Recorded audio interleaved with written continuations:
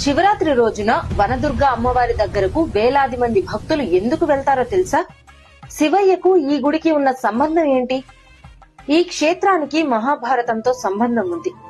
పరీక్షిత్ మహారాజు ఒక ఋషిని అవమానించగా పాము కాటుకే మరణించుగాక అనే శాపం పొందాడు. అలాగే ఆ రాజు పాము కాటుతో మరణించాడు. తండ్రి మరణంతో మండిపోయిన రాజకుమారుడు జనమేజయుడు ప్రపంచంలోని నాగులను నాశనం చేయడానికి సర్పయాగం ప్రారంభించాడు. ఆకాశం నుంచి పాములు అగ్నిలో పడిపోతుంటే సృష్టి సమతుల్యం కూలిపోతుంది. అప్పుడు దేవతలు పరమశివుణ్ణి ప్రార్థించారు. అప్పుడు శివుని తలపై ఉన్న గంగాదేవి మంజీరా నదిగా మారి 7 ప్రవాహాలుగా విడిపోయి యజ్ఞాగ్నిని ఆర్పివేసింది. అందుకే ఈ ప్రదేశం పేరు ఏడుపాయలుగా ప్రసిద్ధి చెందింది. అందుకే ఇక్కడ శివుడు మరియు ఆదిశక్తులు వేరుకావని భక్తుల విశ్వాసం. ఆ పవిత్ర ప్రకృతి మధ్య వెలసింది వనదుర్గా భవానీ అమ్మవారు. ఇక్కడ ఆ 7 ప్రవాహాలు అమ్మవారి పాదాలను తాకుతూ ప్రవహిస్తాయి.